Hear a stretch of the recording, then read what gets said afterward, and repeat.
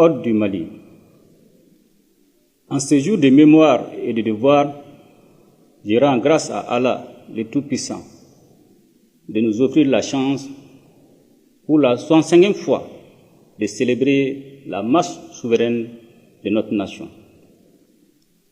Nous nous inscrivons fièrement dans la dynamique des pères fondateurs du Mali et leur rendons un vibrant hommage en ces jours anniversaires. Les idéaux qu'ils ont toujours défendus et qui demeurent des réalités de notre temps continueront de nous servir de boussole.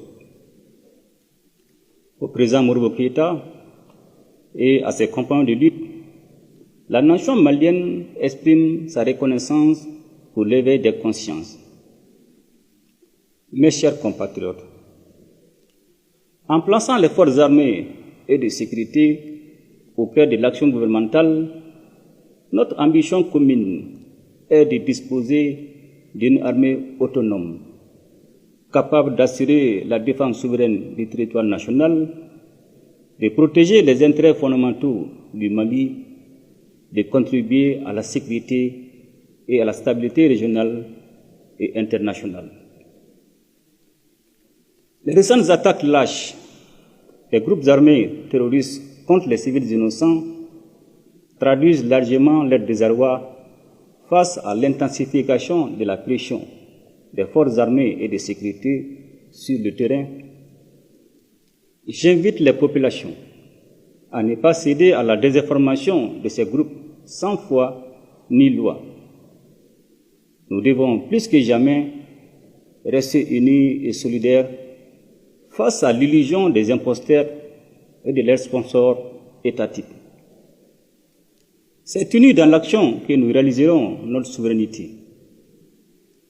De 2020 à nos jours, de nombreuses initiatives pour le renforcement et le rayonnement des forces armées et de sécurité ont été prises à travers le plan Dukukoloko, élaboré en 2024. Nous avons pu davantage restaurer l'autorité de l'État et réaffirmer notre souveraineté sur toute l'étendue du territoire national. Dans le cadre de la mise en commun des efforts opérationnels face au terrorisme, l'opération Ansignigon a permis d'accentuer la coordination opérationnelle et sécuritaire avec les pays frères de l'AIS. Pour soutenir le processus de renforcement des forces armées et de sécurité, nous continuons d'accentuer l'acquisition d'équipements, la réalisation d'infrastructures indispensables, la consolidation des effectifs à travers des recrutements cycliques et la formation continue du personnel. L'adaptation et la mise à jour de notre doctrine militaire nous permettent à la fois de faire face aux menaces émergentes et constituent également un gage d'interopérabilité avec les armées de la Confédération de l'Alliance des États du Sahel. Dans le même temps, la diversification de nos partenariats constitue une initiative salutaire.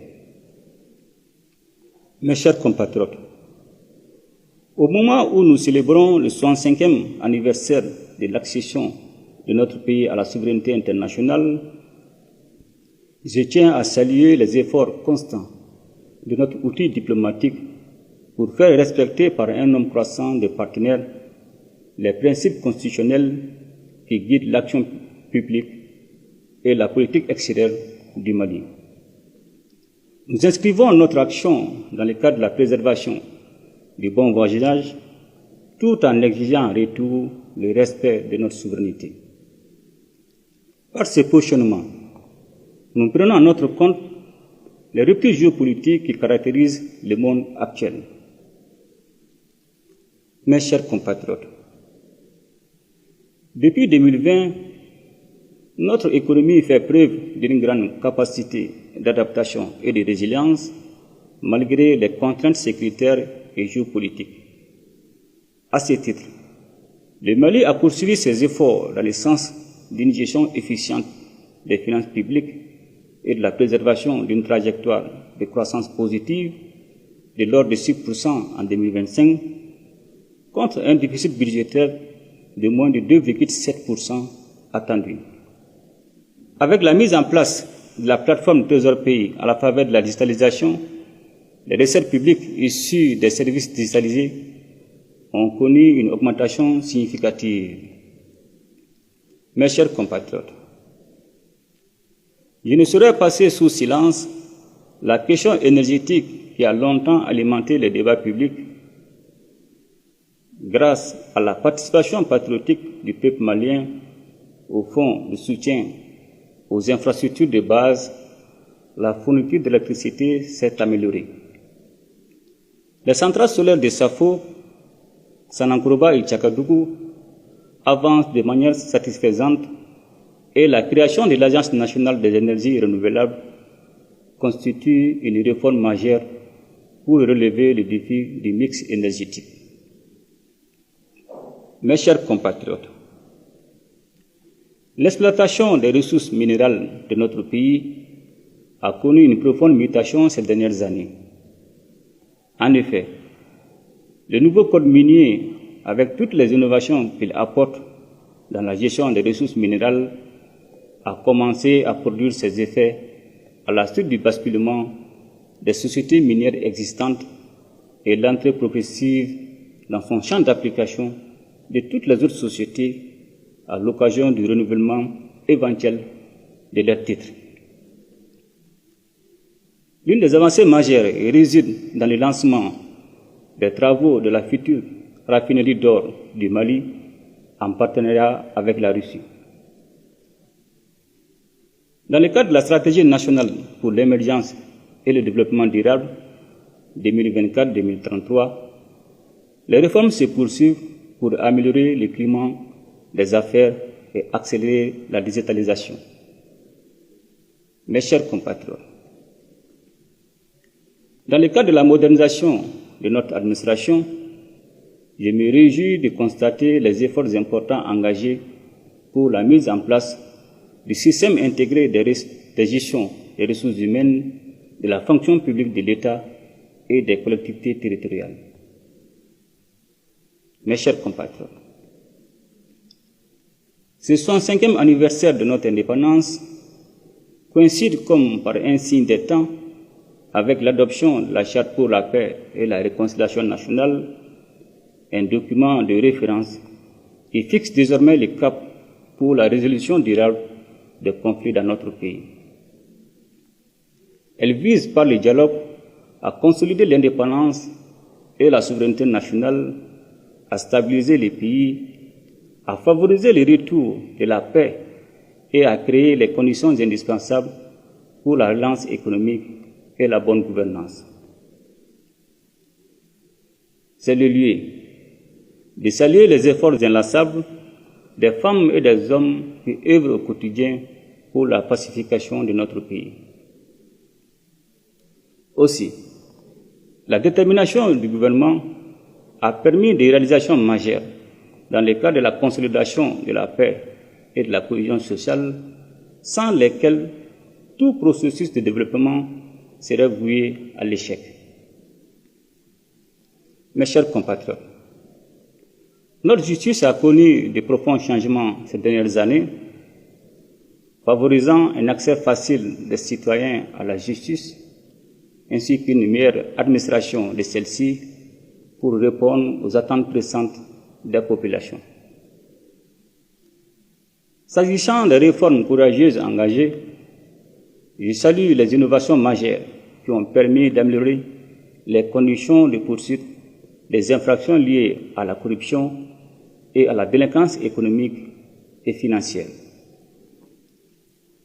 Face à la persistance et à la gravité des litiges fonciers dans notre pays, il est prévu très prochainement la création d'un pôle national chargé du foncier. Mes chers compatriotes, dans le cadre de la refondation de notre système de santé, les États généraux de la santé se sont tenus en décembre 2024. Un plan décennal a été établi pour la prise en compte des grandes recommandations faites à cette occasion. Une plus grande attention sera accordée à l'accessibilité des services de santé à la population, au renforcement des capacités des ressources humaines, à la solidarité et à la lutte contre l'exclusion. Ainsi, pour améliorer la distribution des services de santé, les centres de santé de référence de cet arrondissement de Bamako seront érigés en hôpitaux de district. De nouveaux hôpitaux de district seront réalisés à Bla et à Kangaba.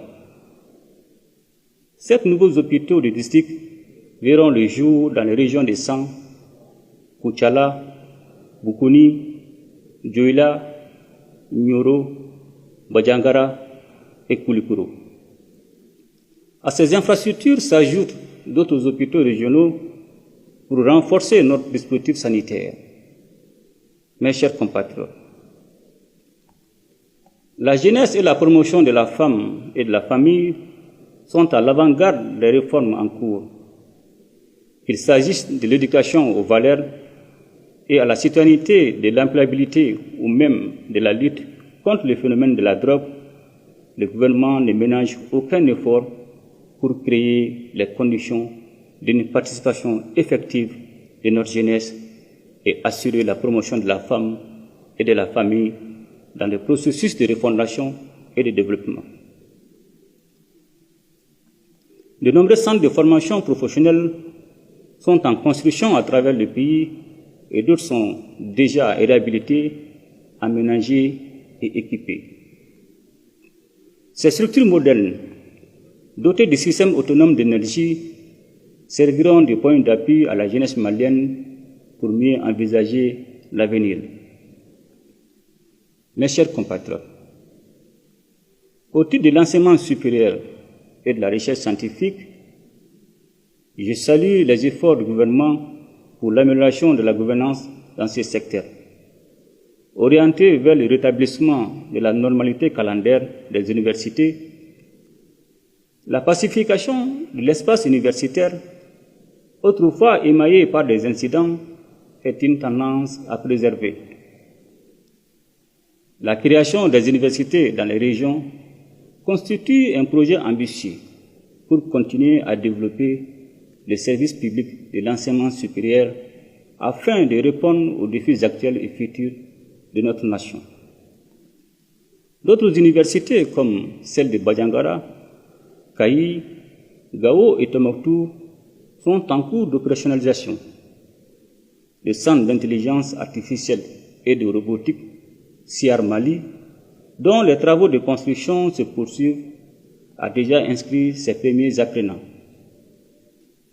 L'année 2025, déclarée année de la culture, a permis de valoriser notre patrimoine et de soutenir les acteurs culturels, les artisans et les artistes. Dans le domaine de la communication et du numérique, le gouvernement agit pour renforcer les infrastructures, réduire les coûts et sécuriser les télécommunications. Les opérateurs doivent poursuivre l'identification des abonnés pour renforcer la sécurité nationale. À l'endroit des Maliens établis à l'extérieur, un cadre de concertation a été institué pour renforcer l'unité et la solidarité tout en facilitant le dialogue avec le gouvernement. Tout en saluant l'engagement et la résilience du peuple malien aux côtés des autorités de la transition à cette phase décisive de notre histoire commune, je souhaite à toutes et à tous une bonne et heureuse fête de l'indépendance.